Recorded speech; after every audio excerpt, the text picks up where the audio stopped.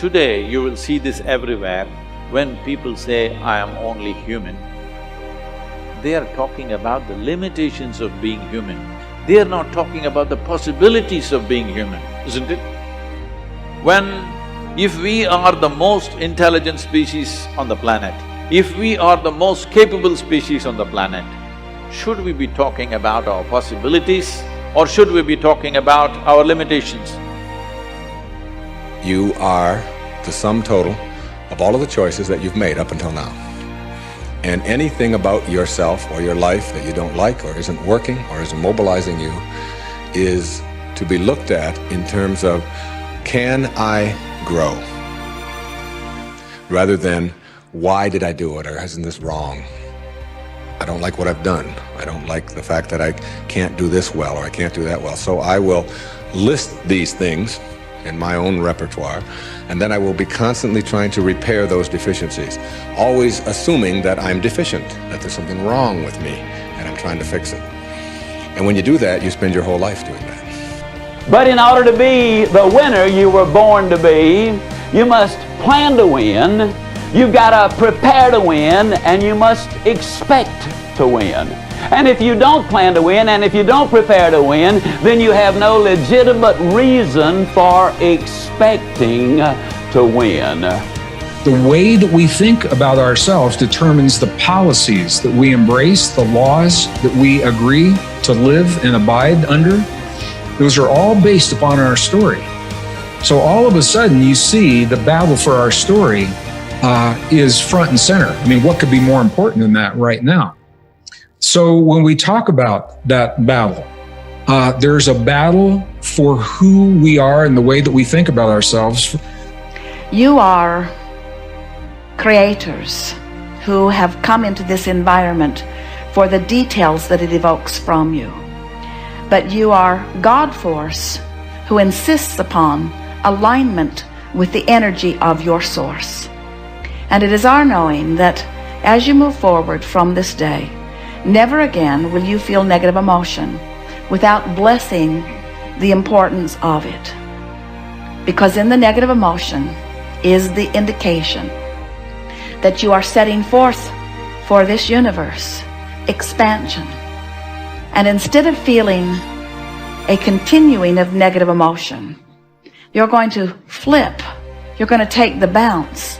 You're going to feel the solution that your problem has pointed.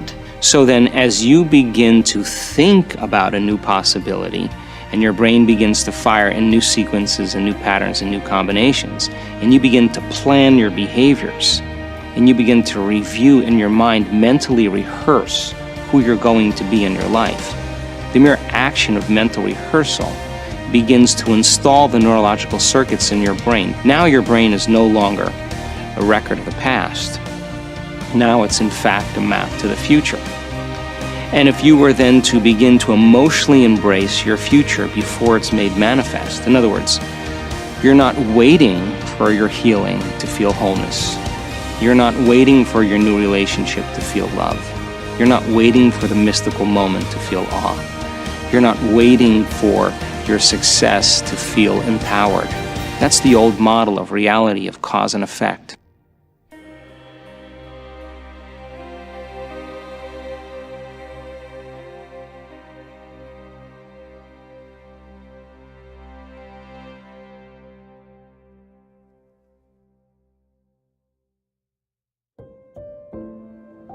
Now, let's dig a little deeper.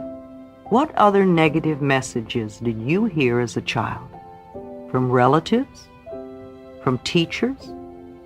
From friends? From authority figures? From your church? Write them all down. Take your time and be aware of what feelings are going on in your body. What you have are the thoughts that need to be removed from your consciousness. These are the very beliefs you have that are making you feel not good enough. Seeing yourself as a child. If we were to take a 3-year-old child and put it in the middle of the room, and you and I were to start yelling at the child, telling it how stupid it was, how it could never do anything right, how it should do this and shouldn't do that, and look at the mess it made, and maybe we hit it a few times, we will end up with a frightened little child who sits in the corner, or one who tears up the place. The child will go one of these two ways, but we will never know the potential of that child.